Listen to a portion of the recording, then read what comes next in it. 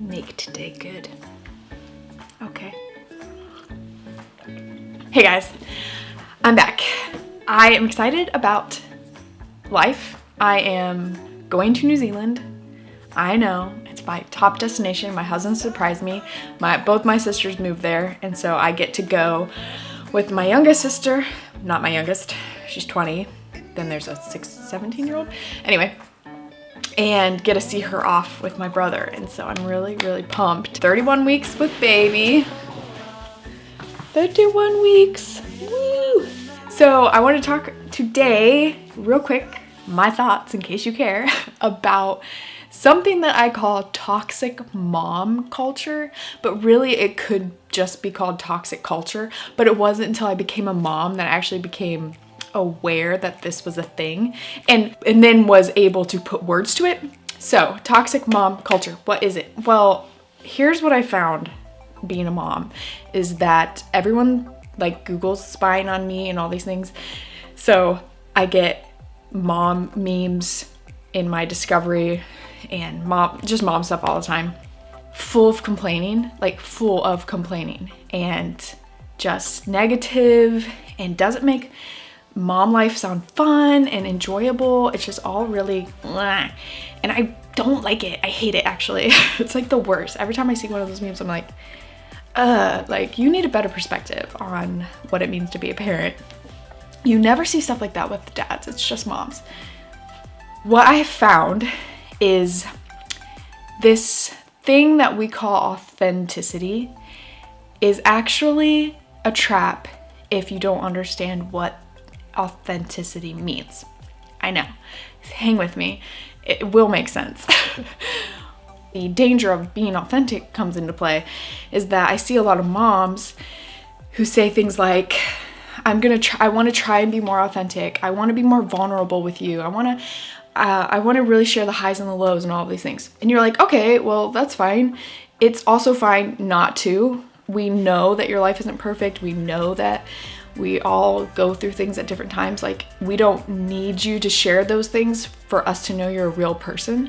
But if that's your conviction, okay, go for it. But here is where, as a Christian and not as a mom, as the identity of a Christian, is where we have to draw some kind of line.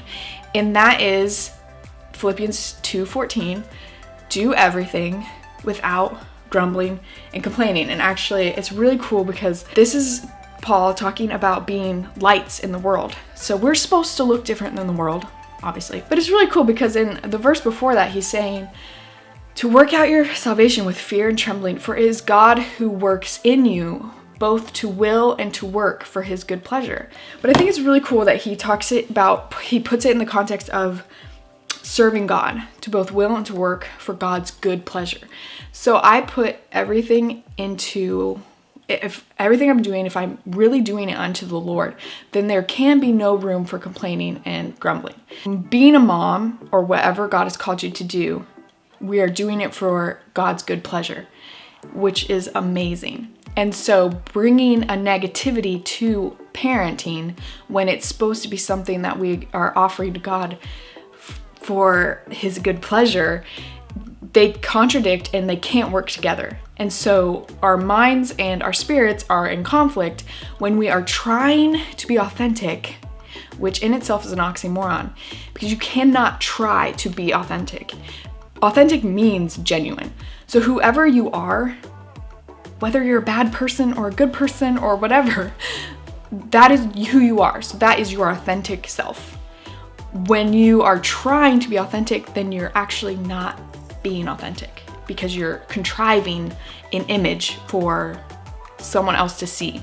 So what is someone really saying when they say, I want to be authentic, I want to be vulnerable? What they're really saying is that they now view themselves differently than they did before, and or they view the world differently than they did before. And so they are changing patterns, actions, the way they think and all these things, and they see it as, I'm trying to be authentic, I'm trying to be vulnerable, but really, by recognizing that their worldview has changed, that in itself is being authentic because they are being true to this worldview change. And changing your mind is a healthy thing. We should change our mind on things. We shouldn't just like believe something or do something or say things because we just always have. Like, changing your mind is healthy. Like, I used to think one way and now I think another way, and I was authentic in both of those scenarios. If you are contriving an image, or you are presenting to the world complaining and grumbling, and in the name of vulnerability because you somehow care about what all these people see you for, then we get caught in complaining and grumbling. We get caught in pride because now it's not about being who Jesus wants us to be. We're trying to be something for someone else. So that's pride. And self-focus. You're thinking so much about how other people see you. You're thinking so much about your motives and why you do this and why you do that and who you are, and you're beating yourself up because you like aesthetic on your Instagram or something, but somehow that doesn't make you a real mom. Like, these things are all self-focused, and if we're constantly being self-focused, then we're not being God-focused. Healthy change doesn't need to be recognized.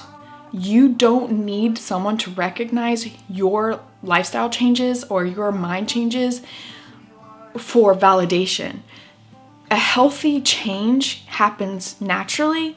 It happens when you grow closer to God or further away. That's unhealthy change. But when you grow closer to God, you become more secure in your identity and you care less and less and less about what other people think. The only opinion that matters is the godly opinion.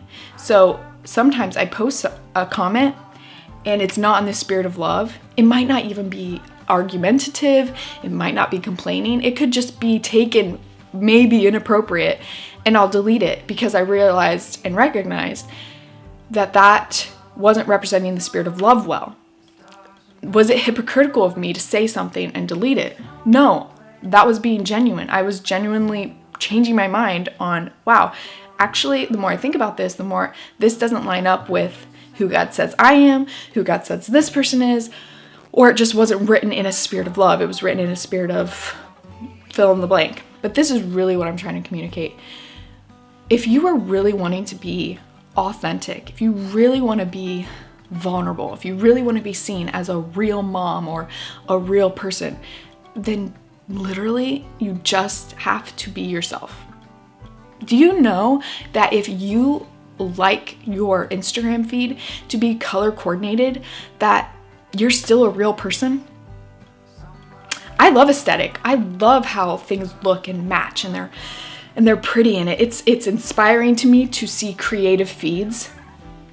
Do you know that I also like feeds that have no rhyme or reason? You know what I'm saying? Like, be yourself.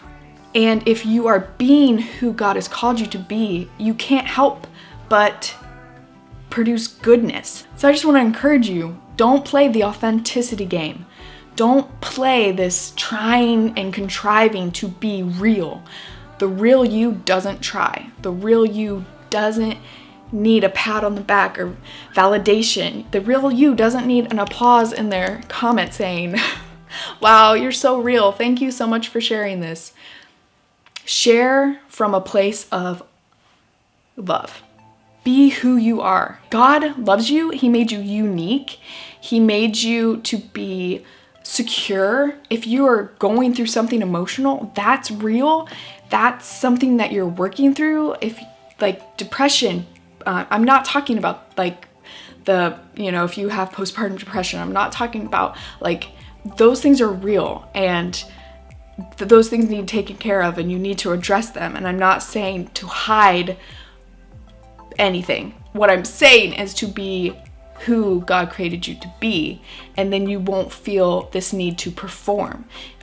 And if you don't feel a need to perform, then you can really be free.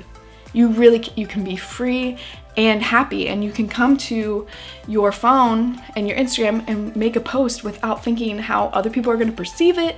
You're just thinking, wow, I'm sharing something beautiful with the world, or I'm sharing a great quote, or I'm sharing something that happened that I think has a lesson behind it. Like, you're not thinking, how do I be vulnerable? How can I show my followers that I'm a real person? because you are a real person. You don't need to try. Don't fall into the toxic trap of authenticity. Just be yourself and you will be authentic. Well, thank you guys for watching. I appreciate you guys being here and like caring about what I have to say. It blows my mind. But you guys have a great day. Thanks for being here. Love you. Bye. You've got a friend in me. You've got a friend in me. When the road looks rough ahead and you're miles and miles from a nice warm bed, you just remember what your old pal said. Boy, you